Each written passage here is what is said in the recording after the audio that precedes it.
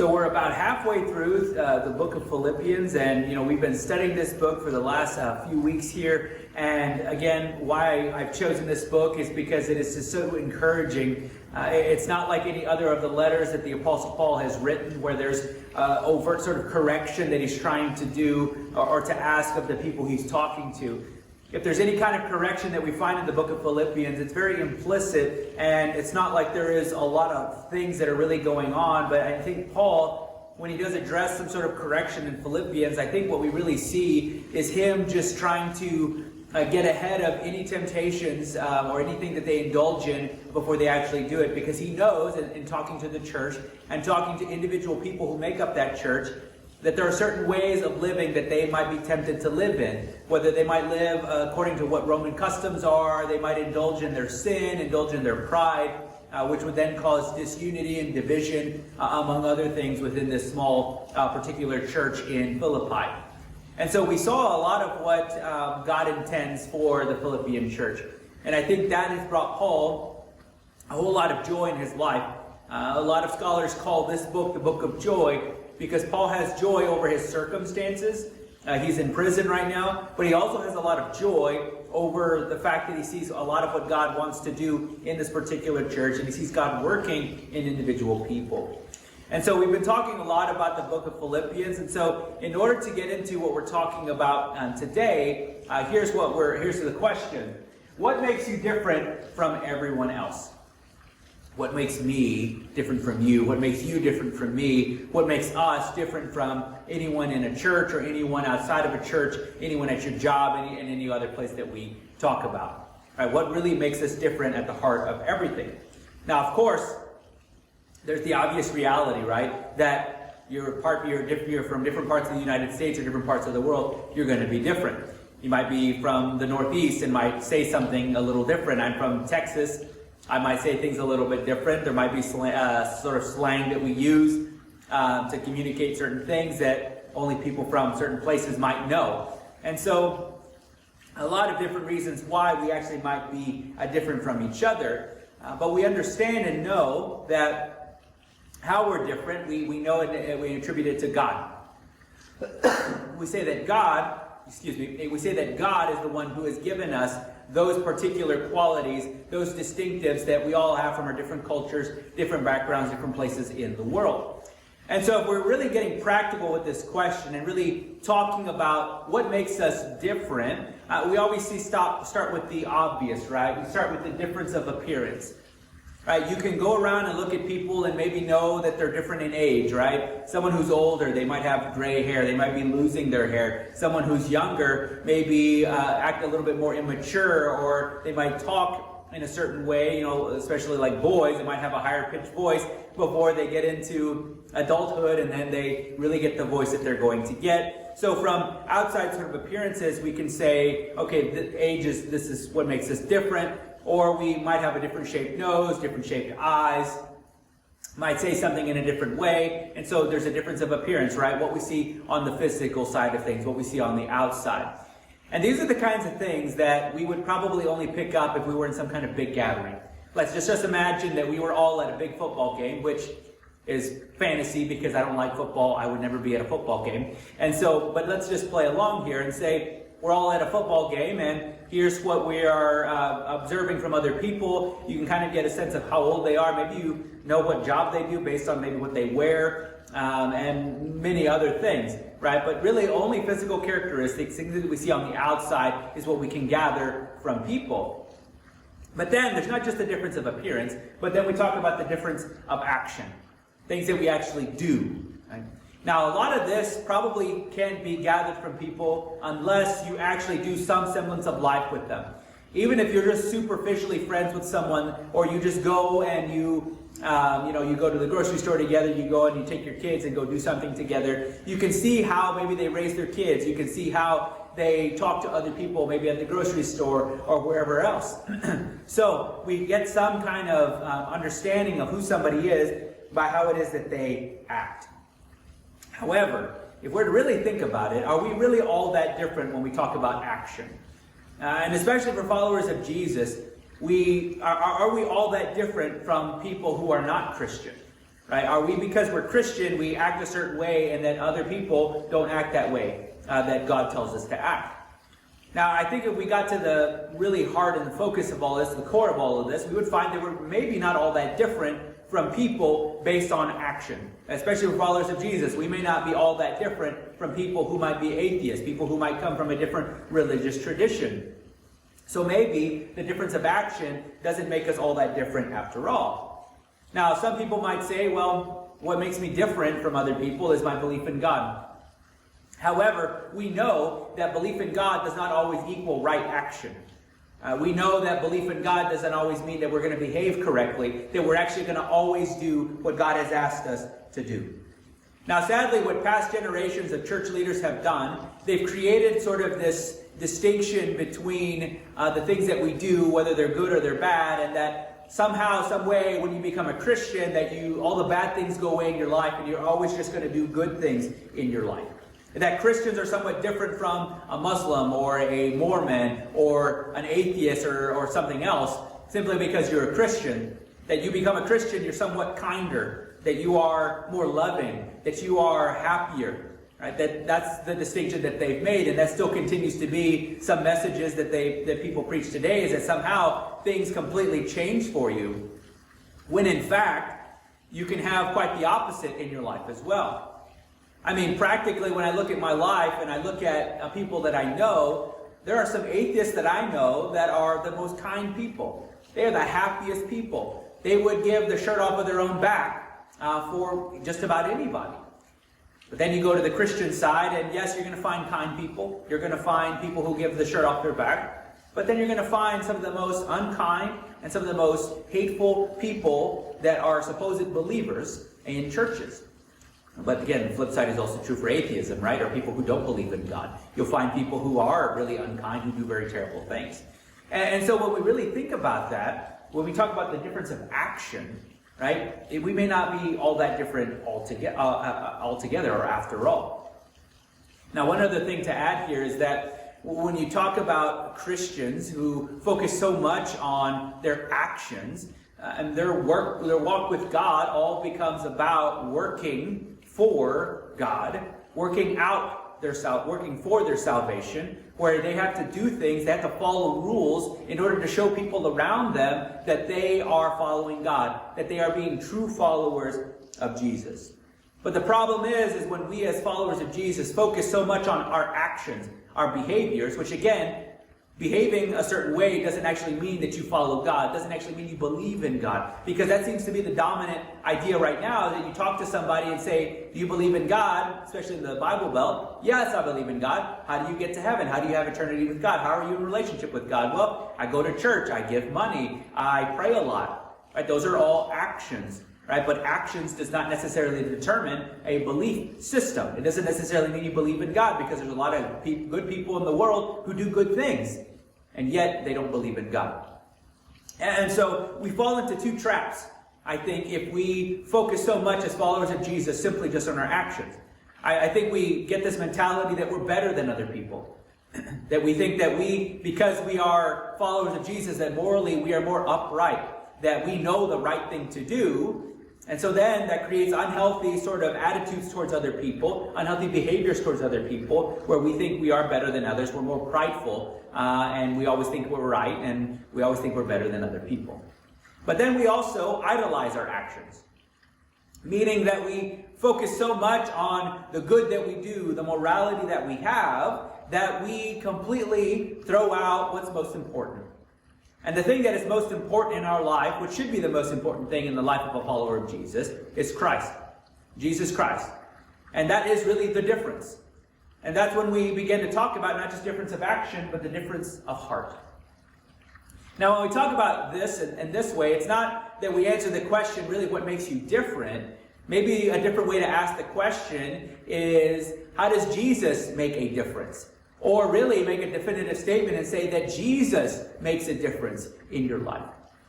Because really, when we talk about the difference of the heart, right, that affects everything that we do. Right? That affects how we navigate life. That determines how we're going to reorient our life or orient our life for the first time. And that's just more practical, but when we talk about it deep down, when we talk about it spiritually, we find ourselves in a brand new position before God. So if we believe in God, if we believe that there's got to be some way for us to get to God, the only way we can do that, the only thing that makes a difference in our relationship with God is Jesus. Right? Because it's not about your goodness. Because we look in the world, and without God, we simply can only look at our goodness as being a product of ourselves. We can only say, okay, the only reason I'm good is because I have mustered the strength in myself to be good. I have allowed myself to be kind to somebody else, to serve someone else. When in fact, all the goodness that we have, all the goodness that we do, all the kind things that we say, all the kind things that we do are a reflection of the God who has created us uniquely with different abilities, different capabilities. And so there's a difference that Jesus makes in our life.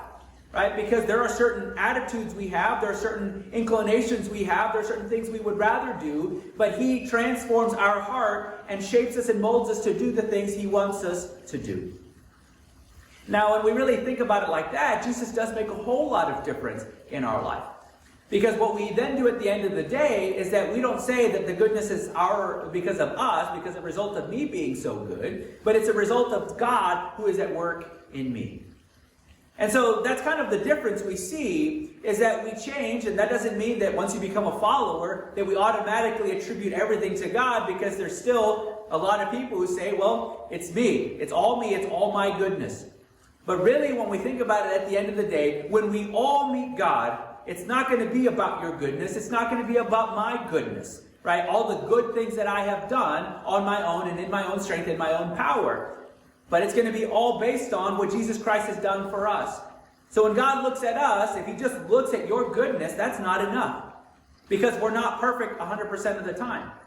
But we look at Jesus, and Jesus was perfect 100% of the time. And that is the only thing that makes a difference between our relationship with God. So Jesus stands in the gap for us. And it's His goodness that God looks upon and says that we are approved before Him, that we are justified before Him. And so everything we do has to be done in light of Jesus. That Jesus is the one that makes a difference. Jesus is the one who changes our heart, who makes us different from other people. So we're not different based on we're different, yes, on our appearances, right? But basically we're all human. Difference of action, maybe there isn't really all that much of a difference, but the difference of heart. Sure, a lot of good people out there, but our goodness at the end of the day is not the thing that gets us closer to God. It is Jesus Christ who does that, because what He's done for us, because His death on the cross, that's what allows us to be in right relationship with God and to make that difference in our life. And now, so for the Apostle Paul, everything that Jesus did, everything that Jesus said, informs everything that He does. Right? That's what the difference of heart really is. That it informs everything that you do. Right? Whether you take this job or whether you make this decision for your family, right? It's all informed by God and by Jesus Christ and what He has done for us. And so Paul, when he says things like in Ephesians chapter 2, verses 8 through 9, he says, "For it is by grace we have been saved through faith, and that not of ourselves, it is a gift of God, not of works, that anyone would be able to boast about." And so it's all about Jesus. The only way we have a right relationship with God is all by grace, through what Jesus has done for us on our behalf, so that there's no goodness of ours, no works of ours that we could do to make that right, to make a difference in our relationship with God. But then he also says in Romans chapter 5, verse 1, that we have been justified by faith, or by grace, and then now we have peace with God. And so it's all because of what Jesus has done that we have that right relationship with God. So again, what makes us different is maybe not the right question, but we may be asked, how does Jesus make a difference in our life? But then we look at 1 Corinthians 15, where Paul talks about Jesus' resurrection, and he says, look, this is important. Without it, none of this means anything. Right? Jesus could have died, but if He wasn't risen from the dead, all of this that we do, me talking to you right now, is worthless. Doesn't mean anything. Actually, at the end of the day, I would not be here talking to you if Jesus had not risen from the dead. And so it all goes back to everything about Jesus. Right? That's all that matters. And we know from last time what Paul says, and what's going to inform what he says today. Here's what he says. He says that Jesus, talking about His humility, He says He did not consider equality with God something to be used to His own advantage. Taking the very nature of a servant, being made in human likeness, He humbled Himself by becoming obedient to death. And so Jesus, with such humility, comes down here and he takes the form, right? Or let me say first, step back there. He first relinquishes his rights and benefits as the King of Kings and Lord of Lords. So he humbles himself one step. Humbles himself again by becoming a servant or a slave, becoming nothing. But then humbles himself even further and goes even to the point of death, taking upon himself the most humiliating kind of death that he could have had in that time. And so Paul looks at Jesus' humility and says, look, what we see in him is what we have to emulate. What we see in him is what we have to be doing in our life. And so that's going to inform what Paul is then going to talk about today. And so this is Philippians chapter 2, verses 12 through 18. And here's what he says. So he says, therefore, so always ask, why is therefore? So we say, therefore, why is everything he just said, everything he just said is what he's about to talk about is in light of what he just said. And so he says, therefore, my dear friends, as you have always obeyed, not only in my presence, but now much more in my absence. And so he knows the Philippian church, they've always been obedient to him. And no matter whether Paul has been there, and we know this is true, this is a fact of life, that if you have kids, or we were all once a kid, is that we obeyed better in the presence, generally speaking, obeyed better in the presence of our family, and when the rule person is there. But then when they're out of the picture, we may do whatever we want, right? Especially when we're teenagers and we know there's no authority figures there, we get to do whatever we want or feel like we get to do whatever we want.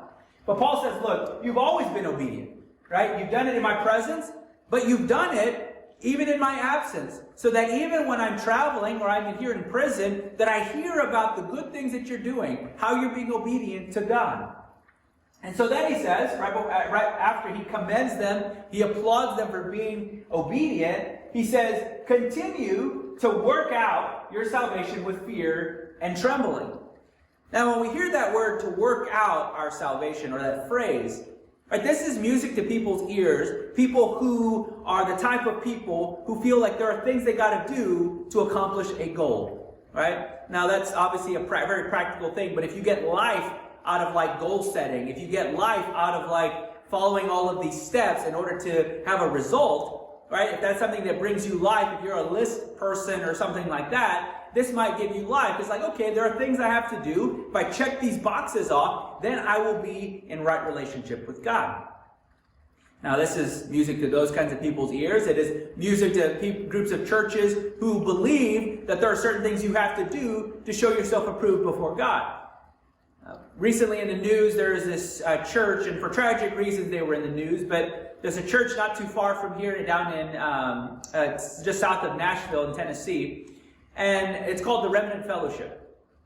Now, this particular church, they talk a lot about Jesus. They quote scriptures. They talk about how the only way that you can actually be saved is through Jesus Christ. However, once you get into this particular church, once you begin to become a member, there are things that you have to do. Right? There are certain ways you show yourself approved before God, whether it's the way that you dress, the way that you think, how well you're conforming to the standards by which the church tells you that you need to live, how you need to talk, how you need to interact with people around you.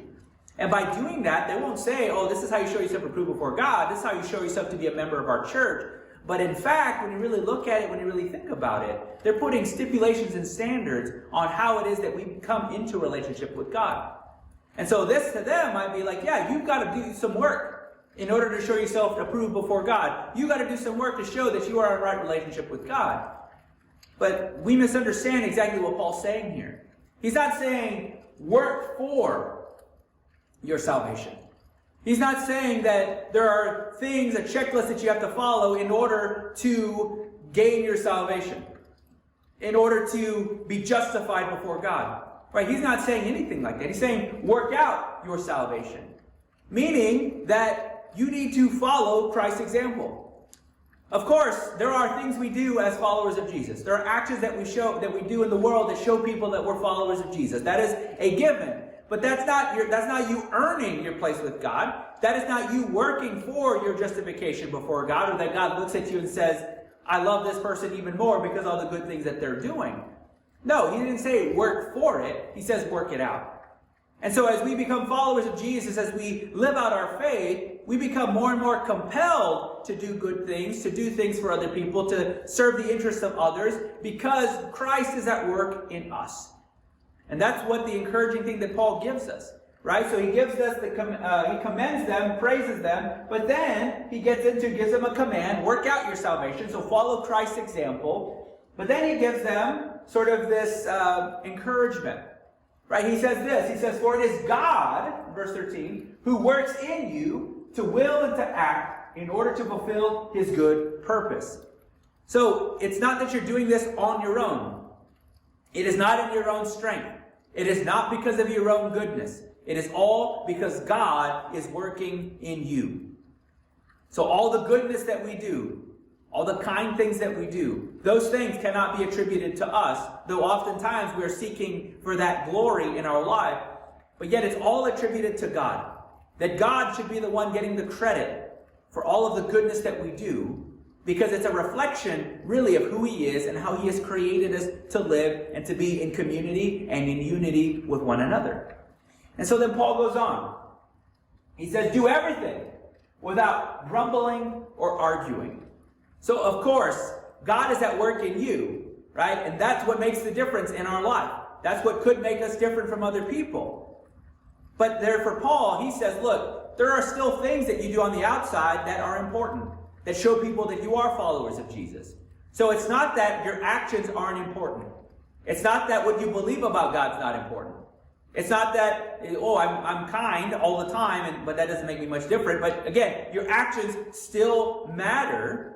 Right? Because that's what he says. Do everything after he's just told them God is at work in you. And so what I'm about to tell you is only going to be possible if God is at work in you, if God is working in you. He says, do everything. This is all of life. Right? You don't get to pick and choose what you're going to say is, where I can't argue or where I can't complain. He says, no, all of life. Everything. At your job, in your church, with your family, on the way to work, on the drive to work, on waiting for a plane, getting on a bus, wherever it is that you're going, do everything, he says, without grumbling, without complaining, or arguing. And so, I think when he looks at this and when he's talking about it, he's actually trying to get them to remember their ancestors. So if you go back to the Old Testament, when God's people were in the desert, they complained a lot. They complained to God. They complained to Moses about God. They complained to Moses about Moses. So they did a lot of complaining. They complained that when they were out in the desert that they weren't being fed, they weren't getting water in the time that they wanted. A lot of them even went as far as saying, I'd rather go back to Egypt. Because if I go back to Egypt, even though I was in pain and suffering, I had something to eat. I had something to drink. But guess what? Now it looks like I'm going to die out here. So, people complain. People began to argue and bicker with one another and complain about God, complain about Moses. And so he's trying to tell them, look, don't do that. Don't be that way. Don't be like your ancestors, right? There's a certain way that you're supposed to live now. And so Paul says, look, everything, all of life. So remember your ancestors. Remember people who have in the past have been this way. And maybe we look at our own life and say there are people in our life who are like that. And we can look at Paul and Paul might tell us, look, don't do that. But in everything, in all of your life, do it without grumbling or do it without arguing. Now in particular here, he actually is talking to the church, right? He's talking to particular members who make up a church where if you do life together in a church and you're existing in a community and with unity as Paul prescribes, there's going to be times where you might argue. There might be times where you are going to complain. Because, again, that's the nature of doing life. That's the nature of doing life with a family or doing life as a family, is you begin to have those kinds of arguments. And sometimes they're really extreme conflicts, and sometimes they're very petty arguments. Many times that I find to be petty arguments. And so in all of life, this is what Paul's asking us to do. Now, when I think about this personally, I think back to the previous church I was in. And this was a larger church, and as we were there and as we ministered there, we had an influx of people from a different church in town. We began to do some investigation and wonder, why are these people coming here? And not that we minded them coming, we enjoyed them coming to our church. Any time people come, we enjoy it. But what we found is that people came over because they were disgruntled from the other church. The church had gotten a new pastor, and they painted the ceiling a different color, a darker color than it was, and people were unhappy with that. So instead of voicing their concerns, they left. And they came over to our church, and they began to try to make changes in our church as they did over there, because they wanted to be made happy, they wanted to be entertained, they wanted things to be their way and to go at their own time and go at their own speed. And so they complained to the pastor, they complained to the other pastor, they complained to me, they complained to the elders or leaders of the church, and it was really a petty thing of why they left, and it became something that they began to complain about and argue about even in our own church. And so it's not that we mind having people, but again, doing life together, rubbing shoulders with one another, at some point you're going to butt heads with one another, and some conflict, even whether it's little or it's big, is going to cause some kind of dysfunction, some kind of division, some kind of disunity in the church. So this happens in church life, whether we like it or not. But this also happens in life as well. I mean, I look at my life and I know I complain way too much. I complain when I'm driving in traffic and people aren't going as fast as they should, or someone has the right to turn and they don't turn, they wait till the last minute, and then when they turn, the light turns red and I'm unable to turn, right? Maybe you've had that kind of situation. Or maybe your kids aren't moving as quickly as you want them to move, or your spouse isn't doing the things that they should be doing, and so, or the things that you think they should be doing. And so then we began to complain. We began to argue with one another. But Paul says, look, when we look at all of our life, church life, personal life, that in all things, we're supposed to do that without grumbling, without complaining. Now, when we look at psychology tells us there are two ways of complaining. One of it is venting, right? And I know everybody vents. I vent. My wife vents. You vent. Everybody does. And we vent because we're not looking for particular solutions to our problem. We're just looking for somebody to empathize or sympathize with our situation. But we know that can get dangerous. Right? We turn it from just wanting to be heard to maybe turning it to gossip, to turning it about bashing other people. And so venting can have its dysfunction as well. But then there's also another type, kind of the other extreme, which is just to be a chronic complainer, where you're never satisfied. You look at life as being self-serving, right? Everything is all about you, everything is for you, so you feel like you have the right to complain at just about everything. And that could be me, that could be you. I mean, I look at people in my family, and there's someone I know in my family who is not in my household, right, but in my family that I know very well, that I spent a lot of time with. And this person seems to be in a place where they do complain a lot, right? And I don't know if it's just that life has handed them the wrong cards, but we always go to a restaurant, and this particular person always gets cold food. They always get cold drinks when they order hot drinks. They always get cold food when they want to order hot food, right? Somehow, some way, it always works out that way, at least from that perspective. And so from this person's perspective, it's always, well, I'm focusing more on the shortcomings, right? Focusing on the bad things that are happening to me, rather than focusing on the positive, focusing on the gains that are happening in life. And so a chronic complainer always focuses on the backward rather than the forward. And so maybe you have a person like that in your life. Maybe you are that person. And at times I can be that person where I seem to complain all the time. And my wife tries to put me in check all the time. And sometimes it works, sometimes it doesn't work so well. And that's okay. I'm a work in progress. You're a work in progress. So when we look at something like this, I don't do it very well. But this is something we are supposed to work out on in our journey with God. Right? We follow Christ's example in not grumbling and not arguing. And so Paul goes on. He says, also, if we skip back to Philippians chapter 2, he says, do nothing out of selfish ambition or vain conceit. Rather, in humility, value others above yourselves, not looking to your own interest, but each of you to the interest of the others. So again, he's telling us, follow Christ's example. This is Christ's example, right? You are, in humility, living out this life, and you are looking out for the interests of others and not your own interests. Right? Again, that is not a degrading thing. This is a humble thing, where we're looking out for others and not just ourselves.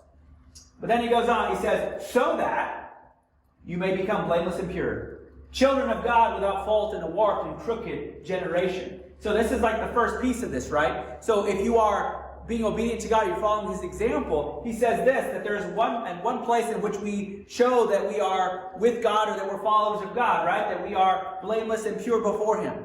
So if we are doing these things, if he's following these actions, being obedient to God, right? We show that we're blameless and pure. This is in light of eternity. And so as we live out our life and do all of these things, these kind things or these wrong things, right? We will have to answer for those things. And so at the end of the day, Paul says, look, if you're being obedient to God, you're going to be blameless and pure. Right? If you continue to embrace Jesus Christ, right, before God, you are going to be blameless and pure. And then he says, then you will shine among people like stars in the sky, as you hold firmly to the word of life. And then I will be able to boast on the day of Christ that I did not run or labor in vain. And so there is a result, a second result. So not only that we are we blameless and pure before God, but that we show ourselves to be like stars, to shine among people. People know, and that we bear witness to someone that we follow, that we bear witness to Jesus Christ. And so people will see, based on our actions, that we do that. So it doesn't mean that our actions aren't important, but they are not the be-all, end-all. They are not the most important thing. Because when our actions are at the center, we put ourselves on the pedestal of life rather than Jesus Christ, who we should point to when someone says, oh, well, thank you so much. Well, it's only because of God that I'm able to do this. And that sounds kind of cliche, but that's the truth. Right? It really all comes down to Jesus and what he's done in our life and in our heart. And so that's why Paul says that you hold firmly to the word of life.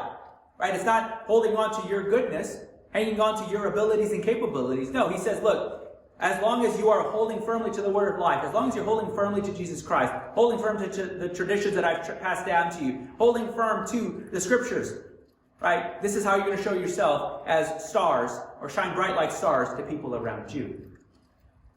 But then he says this, but even if I'm being poured out like a drink offering on the sacrifice and service coming from your faith, I'm glad and rejoice with all of you. So you too should be glad and rejoice with me. And so Paul says, look, I'm willing to sacrifice myself for you guys because I see what God is doing in you. I see the work that God is doing in you. And so I can only say that because what God has done in me. We know Paul's whole life situation, right? We know he used to be a persecutor of Christians, and now he is the evangelist of Christianity. And so God has worked in his life, worked in his heart, and it's caused him to act in a different way in the world. And so he knows, like, look, the only way I can say this to you, the only way I can have joy is because of Jesus, because what he's done in my life, because I know he's also at work in you. And so then he tells Paul and encourages the people, he says, I can rejoice. And so you too should be glad and rejoice with me. Now, when we think about all that's been said, think about what really Paul's trying to get at here, we have to ask, like, why does all of this matter? Right? That's at the end of the day, when we talk about anything here, why does this all matter? Well, we have to talk about, like, our discipleship, or talk about our relationship with God, or our walk with God. That our walk with God is not just about not grumbling or arguing, not following the rules. Because what we know is that people can still follow the rules and not follow the lawgiver. People can still obey the rules and not really obey the lawgiver. People can follow the rules and their heart be so far apart from the person who has given them these laws, right? The person who's giving them these things to follow, to be obedient to. So we know that that's true, right? We know that belief in God doesn't necessarily mean right behavior. So we can't just talk about our difference of action. We have to talk the difference of the heart. Because that's where God works, right? God works at the deepest part of our being, and that is in our hearts, and that is in our souls. God works in there to transform us, to reorient our life. So maybe, again, the question is not so much what makes us different, but the question really is, what difference does Jesus make? And you'd probably know people in your life who have been brought from a bad situation into a good situation because of what Jesus has done in their life. I mean, I'm a testimony of coming from life in pornography to then coming to a time in my life where I'm completely free of all of those things. Right? You find people who are in other addictions, and then they are set free from those addictions. You find people who have been so strangled by sin in their life, but now you see them walking in the freedom from the power of sin. It's not that they don't trip up, it's not that they don't sin, but it's easier and easier, gets easier and easier for them to say no to those temptations that the devil always tries to throw their way. And so Jesus makes a profound difference in our life, not just practically, but we look at it even spiritually. So spiritually, when we talk about what difference does he make, it's all in our relationship with God, how we're close to God. That it takes away that rift between us and God that we created at the very beginning of time. And so Jesus makes a difference. Because at the end of the day, when we meet God, it's not about our goodness.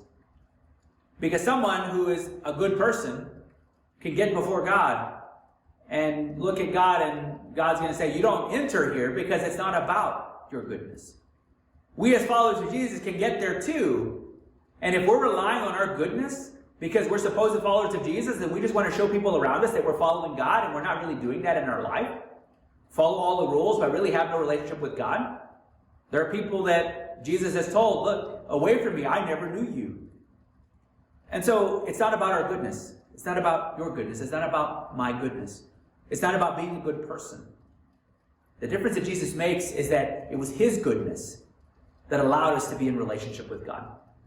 It is his goodness that took away that rift and brought us and gave us that opportunity to be in right relationship with God. And so we have to do a better job of taking ourselves off the pedestal. It's not our goodness. Everything, all the kind things we do is not a result of who we are. But it's a reflection of who God is. And ultimately, right, it's a reflection of the goodness that Jesus has done in his obedience to die for my sins and to die for yours. Let's pray. God, thank you so much for your word. Thank you, Lord, that you don't just leave us out here, that you are always at work in us. That these things you ask us to do, that you hold our hands, you guide us, you lead us into a better way of living for you. I pray, Lord, that as I communicated this word today, Lord, that people would have open ears and open hearts to receive it. And that they would be able to apply it to their life. They'd be able to see, Lord, that you make a difference in our life. It's not that we are markedly different from other people, but that you yourself, because the transformation you do in our life, and really what you've done in the spiritual sense, Lord, or practically done, that has spiritual consequences, that you have done that out of the goodness and kindness of your heart. And that's where you want to work in us. You want to work in the deepest part of our being to transform us to looking like your Son. So God, I thank you for your word. Thank you for what you've done for us. Thank you for what you continue to do in us. I pray this in Jesus' name. Amen.